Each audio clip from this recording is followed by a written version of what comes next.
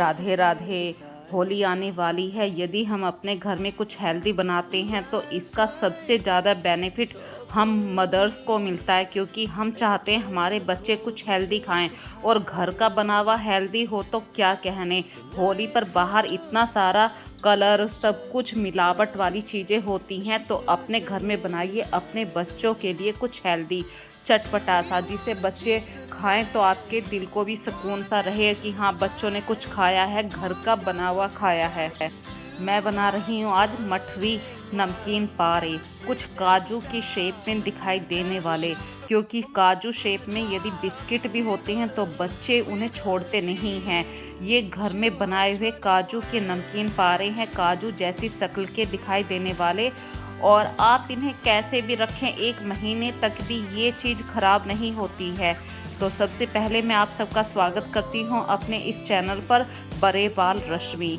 तो फ्रेंड्स, सबसे पहले आप सूजी और मैदा को सेपरेट छान लीजिए, जितनी भी आपके पास है।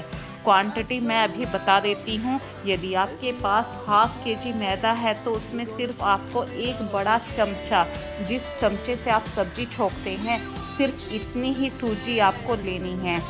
सूजी से मैदा की जब हम कोई भी चीज़ बनाते हैं तो उसमें कुछ क्रिस्पी कुरकुरापन सा आ जाएगा।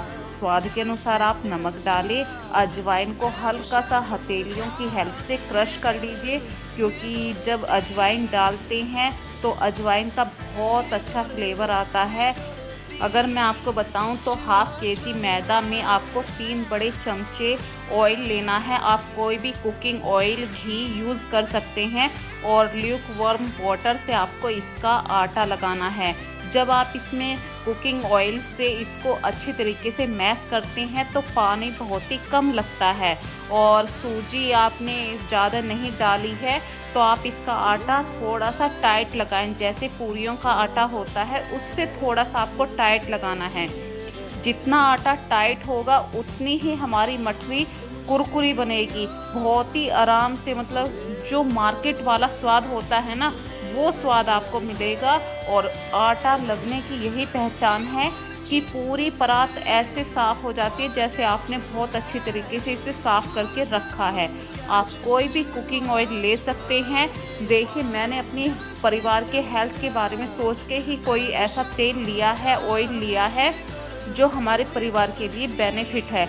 तो आप भी अपने हिसाब से ही कोई भी कुकिंग ऑयल लीजिए, और छोटे छोटे से पेड़े मतलब आटे की लोई जिसको बोलते हैं, आपको बराबर मात्रा में तोड़ के गोल गोल बना के रख लेने हैं, और 2 पेड़ों को इस तरीके से बेलना है। मतलब पहले 1 पेड़े की रोटी बना के आपको खूब बड़ी सी आड़ी तिरछी जैसी भी रोटी बन रही है, आप इस बात की टेंशन मत लीजिए कि आड़ी रोटी गई है, तिरछी रोटी गई है, या शेप बिगड़ गई है। शेप अपने आप कंट्रोल में आ जाएगी। बस आपको 2 बड़ी सी रोटियां बेल लेनी है, और 1 रोटी के ऊपर दूसरी रोटी को अच्छी तरीके से रख लीजिए, और फिर से इसको बेलना है।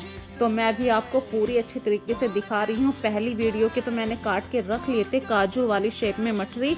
यदि आपसे आड़ी तिरछी हो गई है तो आप किसी बड़े टिफिन को लीजिए और उससे गोल शेप काट लीजिए। वैसे मठरी के मामले में शेप कोई भी मायने नहीं रखती है, बस मठरी का आटा अच्छा लगना चाहिए। जितना मठरी का आटा टाइट लगेगा उतनी ही आपकी मठरी में टेस्ट आएगा। जो आप सोचते हैं ना, मार्केट वाली मठरी हमसे घर में नहीं बनती है, बस आटा लगने के ऊपर की बात है। आटा टाइट रखना है, मोइन ज़्यादा रखना है। देखिए, मैं फिर से आपके सामने शेयर कर रही हूँ। 2 रोटियों को आपस में एक दूसरे के ऊपर रखिए, और इसे काफ़ी बारीक मतलब आपको ज़्यादा ना बारीक रखना, ना ज़्यादा मोटी। और जो आपके घर में पेप्सी की बोतल है, देखिए मैं यहाँ पे जुगाड़बाजी भी बता रही हूँ, कोई खर्चा नहीं बता रही हूँ कि अलग से कोई कटर लीजिए और आपको काजू वाली मठरी बनाने के लिए कोई अलग से कटर खरीदना है। आपके घर में जो पेप्सी की बोतल का ढक्कन होता है, बस उसे हाफ रखना है। जैसे चंदा मामा होता है ना, उस शेप में आपकी मठरी अपने आप कट के निकल जाएगी। ये देखिए, और जो हमने 2 रोटी रखी थी आपस में, उसकी वजह से ये जब हम तलेंगे तो ऐसे लगेगा जैसे काजू के बीच में एक लाइन खींची हुई है। और बहुत ही लो फ्लेम पे इन मठरियों को तलना होता है। हाई गैस का यहाँ पे बिल्कुल भी काम नहीं है। मठरी में स्वाद लाने के लिए आपको थोड़ा सा पेशेंस तो रखना पड़ेगा। कुछ चीज़ों को यदि स्वाद बनाना होता है तो वो लो गैस पे ही बनती हैं। और जब इनका कलर बिल्कुल गोल्डन हो जाए तो आप इन्हें कढ़ाई में से निकाल लीजिए।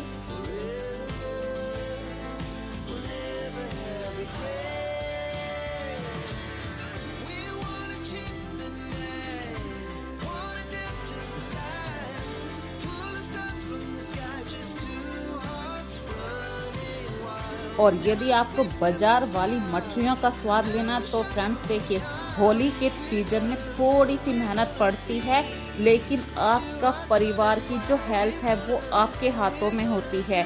बाहर से पैसा लाके तो देखिए हम मिनटों में कुछ भी खरीद लेते हैं, लेकिन उसका रिजल्ट ये होता है कि होली जाने के बाद कुछ दिन बाद हमारे बच्चों की तबीयत खराब हो जाती है, क्योंकि बाहर यहाँ तक कि आपकी मैदा में भी इतनी मिलावट होती है। जो कुकिंग ऑयल यूज़ होता है उसका हमें पता नहीं होता वो कैसा ऑयल होता है। तो अपने परिवार के लिए थोड़ी सी मेहनत तो बनती ही है। तो आज तो मैं सिर्फ आपको नमकीन पारे ही बता रही हूँ, वो भी अलग अलग शेप में। और बच्चों को कोई भी चीज़ है अलग अलग शेप में आप जितना भी बनाएंगे बच्चे बहुत खुश होके खाते हैं। आटा एक ही है लेकिन उसकी शेप मैंने अलग अलग ढंग से काटी है, और उसी की वजह से बच्चे बहुत ही खुश होके इन चीज़ों को खाते हैं। तो इस बार जो मैंने शेप काटी है पतली पतली सी स्ट्रिप साइड में, जैसे स्ट्रिप होती है ना पट्टियाँ सी, इस तरीके की शेप में मैंने ये मैदा की पट्टियाँ सी काटी हैं। और बस इन्हें बहुत लो फ्लेम पे आप तल दीजिए। देखिए बहुत ही अच्छी ये क्रिस्पी बनेंगी। सबसे अच्छी बात है हमने इतना परफेक्ट कुकिंग ऑयल आटा लगाते हुए डाला था कि जब हम इन्हें आपस में उठाते हैं तो ये चिपकती नहीं है। और बाज़ार में आपने अक्सर देखा होगा कि लंबी लंबी सी स्ट्रिप्स की तरीके से मठरियाँ बाज़ार में मिलती हैं। उन्हें देख के हमारा भी मन करता है कि हम भी अपने घर में बनाएं, लेकिन नहीं बन पाती। जो हमने सूजी डाली है, सूजी की वजह से इनमें कुछ कुरकुरापन आएगा और मोइन की वजह से ये बहुत ज़्यादा क्रिस्पी भी हो जाएंगी। तो एक बार फ्रेंड्स बना के ज़रूर देखिए। और मैंने आज अपने बच्चों के लिए बहुत अलग अलग ढंग में 4-5 तरीके से ये मैदा की मठरियाँ बनाई हैं। अब मैं आपके सामने बता रही हूँ रोलिंग वाली। इसमें ज़्यादा मेहनत नहीं है, बस आड़ी तिरछी कैसे भी करके आप एक रोटी को बेल लीजिए, फिर उसको हथेली की हेल्प से रोल कर दीजिए। इसमें कोई भी कुकिंग ऑयल इस समय मैंने नहीं लगाया है, क्योंकि हमारी मैदा में परफेक्ट कुकिंग ऑयल है। बस इसे दोनों उंगलियों की हेल्प से इस तरीके से प्रेस कर दीजिए, और दोनों हाथों से आप जब इस चीज़ को यूज़ कीजिए बहुत मिनटों में काम हो जाता है, फटाफट से काम हो जाता है। अब इन्हें अच्छी तरीके से लो फ्लेम पे ही तलना है। देखिए मैं पहले भी आपको बता चुकी हूँ और अब भी बता रही हूँ, लो फ्लेम पे ही ये सारा काम कीजिए। हाई फ्लेम पे तो ये मिनटों में तल जाएंगी, लेकिन अंदर से कच्ची रह जाएंगी। और मठरी जब भी बनती है अंदर तक की पकनी चाहिए, जब भी उसमें एक परफेक्ट स्वाद बनता है, टेस्ट आता है। तो अब मैं दिखा रही हूँ आप लोगों के सामने। बिल्कुल बड़ा सा एक कैप लेना है, कोई भी फ्रिज में जो हमारी पानी की बोतल होती है उसका बड़ा सा कैप लीजिए, और अच्छी मतलब कैसी भी शेप में आप काटिए। तो देखिए मैंने ये जो छोटी सी शेप में काटी हैं, फिर तो ये हमारी मठरी इस बार फूलेगी नहीं, क्योंकि ज़्यादा इसमें कुछ भी नहीं है कि आप सोचे होंगे गोल है तो ये फूल जाएगी। नहीं, फूलेगी नहीं, क्योंकि इसमें अजवाइन है। अजवाइन मठरी को फूलने नहीं देगी। और मंदी गैस पे लो फ्लेम पे आप इन्हें अच्छी तरीके से तलिए। अब है इनमें थोड़ा सा स्वाद बढ़ाने की बात, चाहे तो आप ऐसे ही खा सकते हैं चाय के साथ। यदि आपको थोड़ा सा टेस्ट रखना है तो आप देखिए पुदीना पाउडर आता है मार्केट में, चाट पाउडर आता है, घर में मिर्ची होती है कुटी हुई, वो आप अच्छी तरीके से इन पे स्प्रिंकल कर लीजिए। और ये देखिए मैं भी आपको तोड़ के भी दिखा रही हूँ कितनी क्रिस्पी है।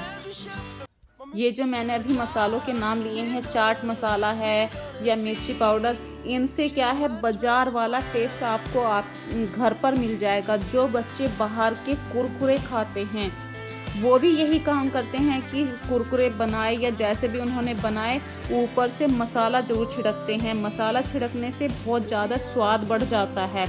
तो देखिए मैंने ये 4 तरीके की नमकीन अभी आपके सामने दिखा रही हूँ।